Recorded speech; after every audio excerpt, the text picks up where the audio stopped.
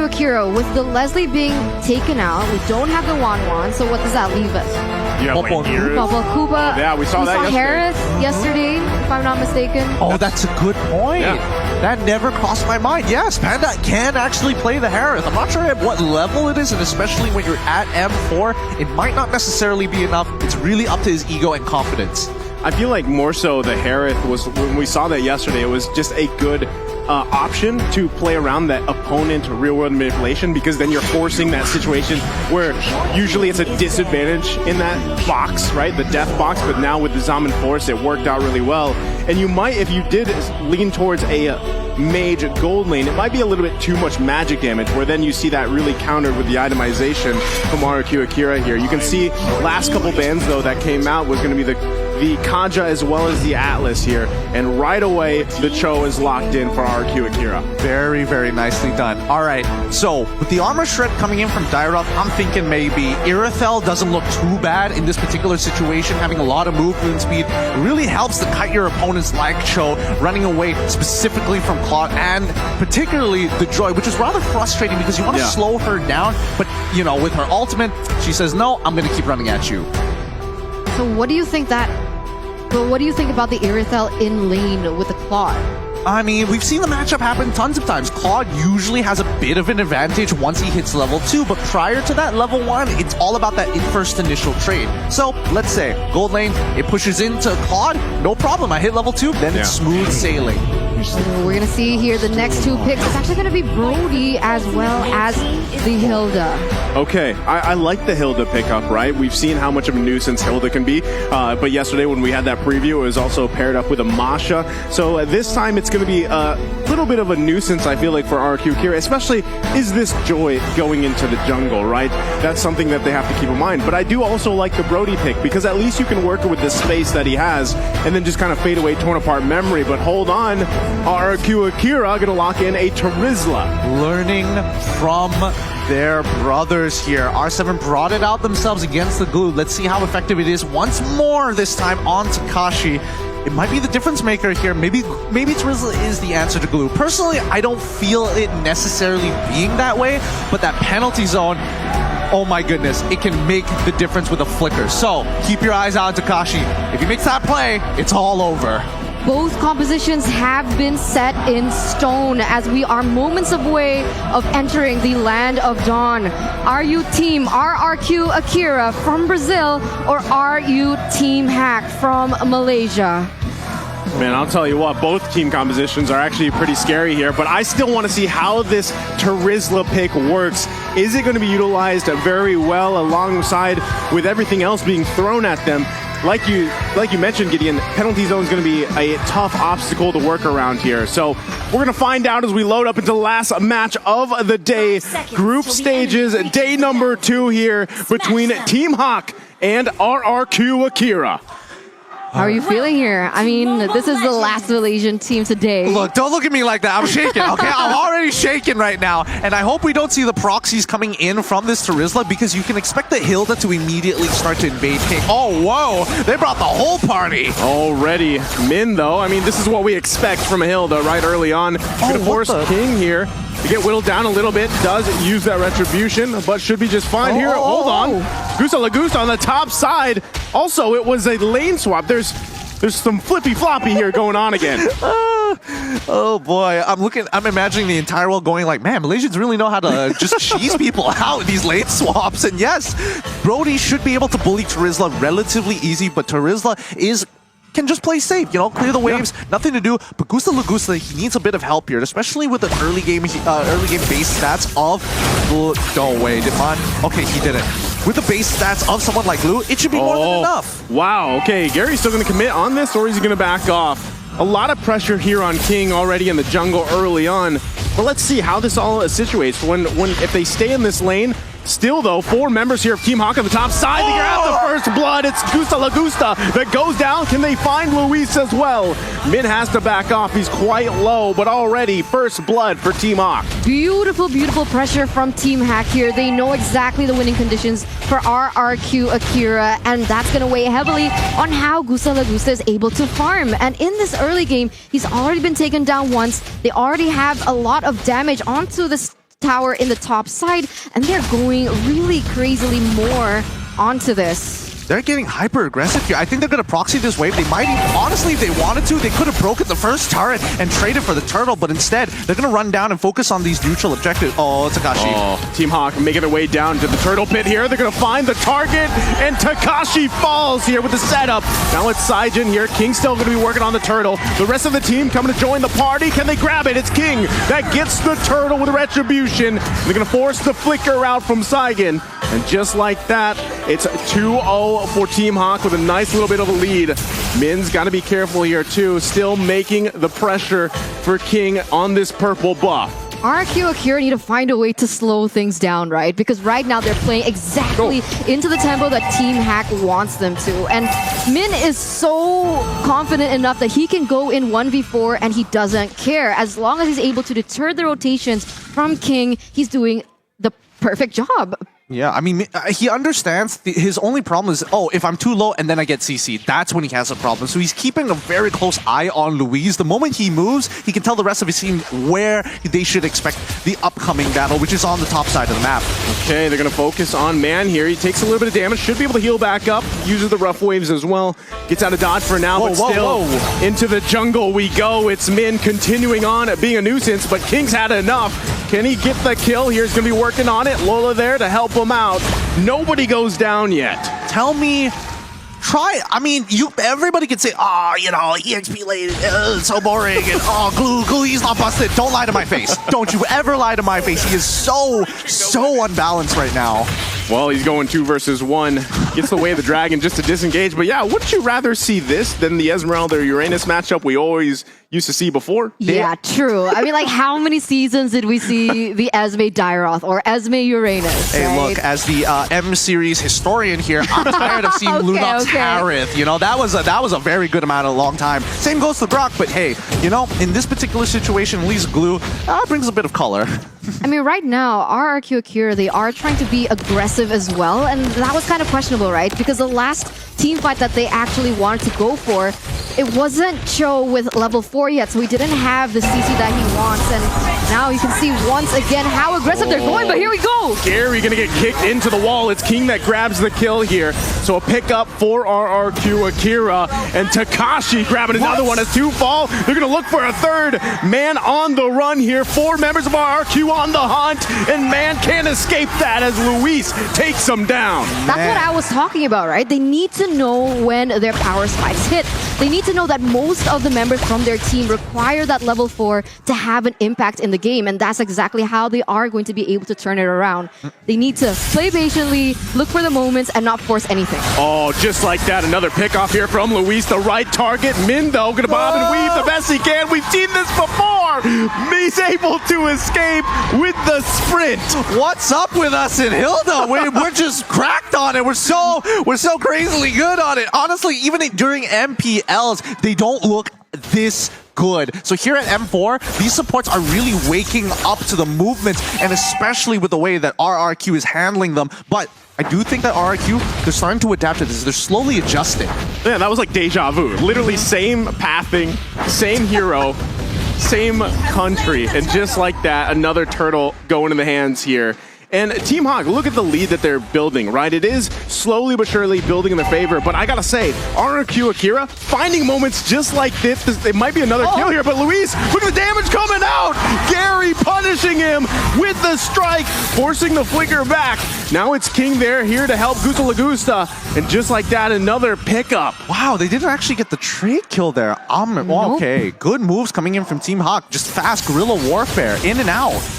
1-0 trade for the moment, as we do have a moment to take a look at the items. It doesn't seem like Sagan or King want to commit onto this, so Gideon, take it away. I'm just looking at Glue, the fact that he's got 2 complete items already on the board. He's got the most gold on his team. And then I'm looking down at Panda, who's only got 41, and he's just like, yeah, this lame swap was great. Hey, you know what? You can call it a cheese strat if you want, but it seems to be working. I mean, for the most part, right?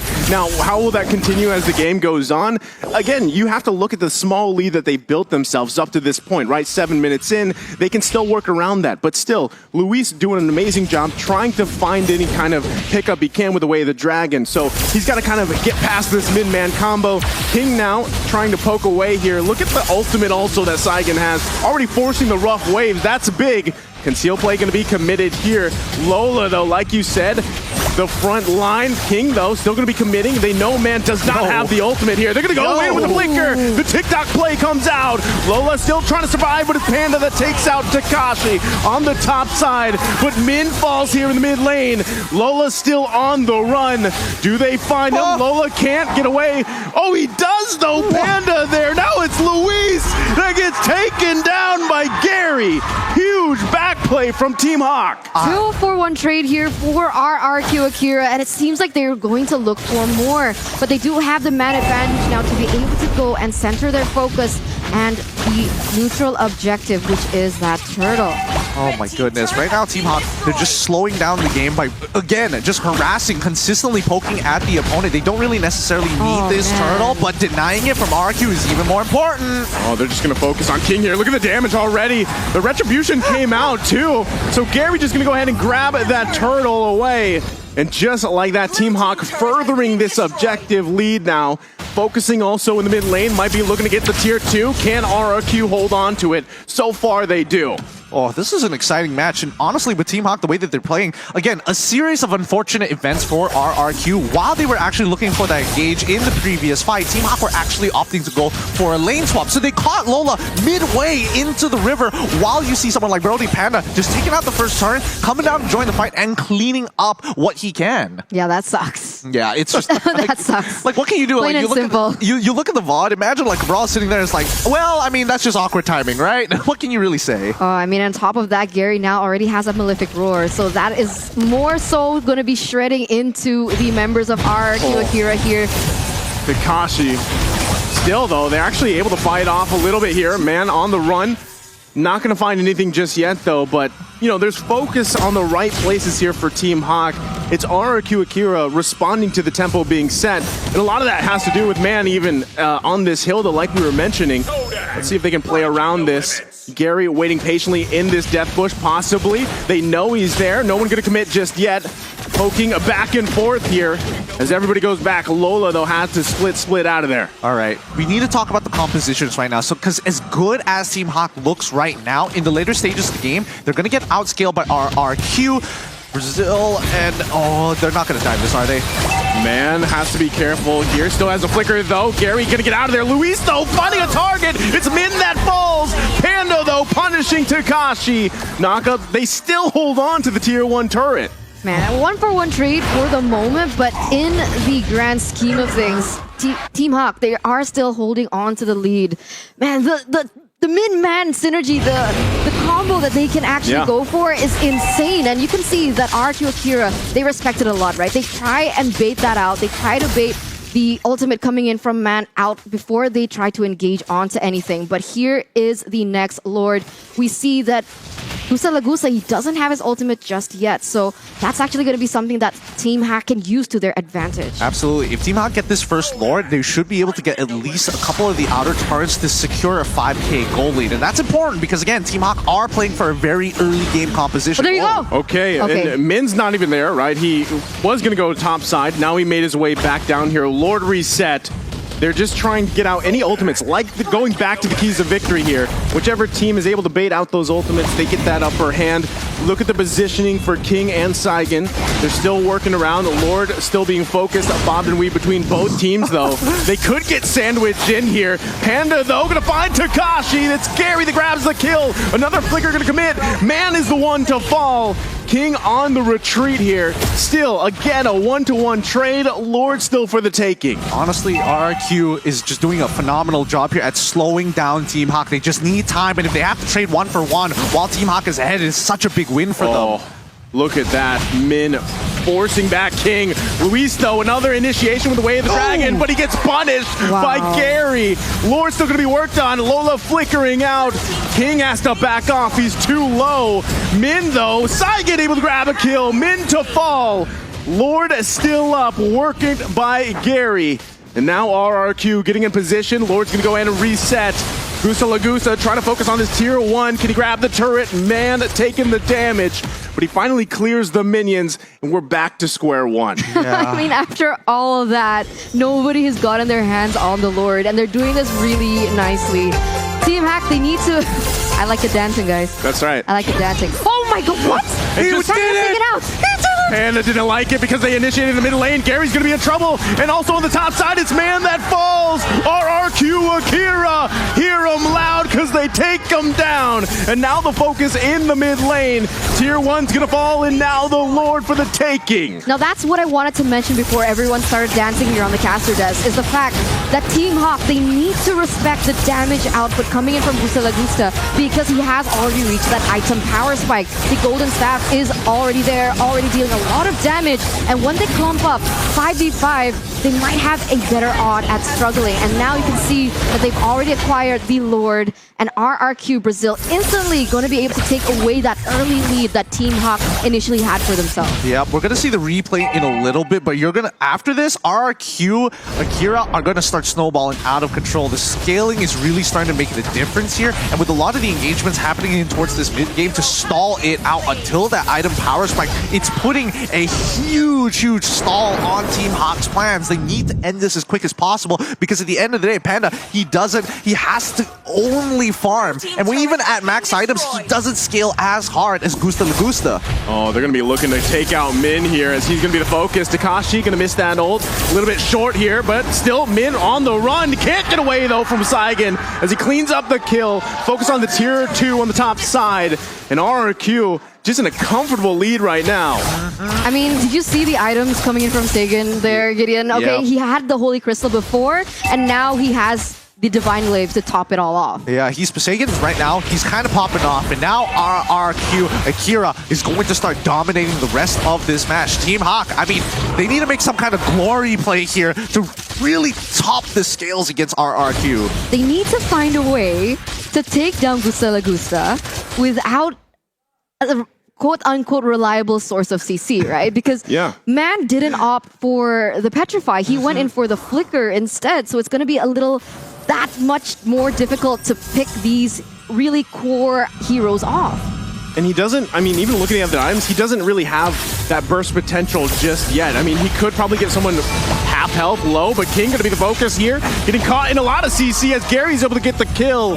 But still, can they play around with that? Team Hawk might be looking for something. The flicker is gonna come out. Lola, though, looking to get a pull, but can't get it. Takes quite a bit of damage. Luis is there. Saigen's gonna flicker in to grab the kill, but into the penalty zone they go. Takashi unleashing. Oh my God. We grab another one after another falls. It's a wipeout. A triple kill for Gusta Lagusta as he was able to just dish out so much damage with that ultimate. I mean, he was basically like free hitting from the backside, and that's it. Wiped out. Is this the final moment for Team Hack? I mean, they're cutting it down one by one, and I think this might just be it here. They have more than enough damage, and unfortunate to say, I told you so. No! That RQ's lane game, that's what we were looking for.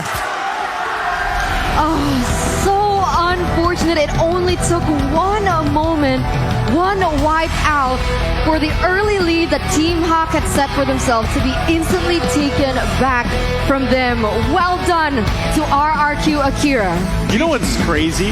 Like, how many times did Takashi, like, mess up the ult? And even, I don't know if you guys caught that, but even in the early game, right? The mishap. But the one that mattered to really turn that team fight around even to clean it up was that final moment where he landed, I believe it hit 2 or 3 members of Team Hawk, and then they cleaned up from there. And like Eterna was painting, you know, that picture of Gusta Lagusta being online, especially with that Malefic Aurora being locked in, everything just fell into place for them. Yeah, I mean, honestly, if we're looking at the way the game was going to go based on the compositions alone, it follows the script, you know? If you aren't able to get that first Lord to secure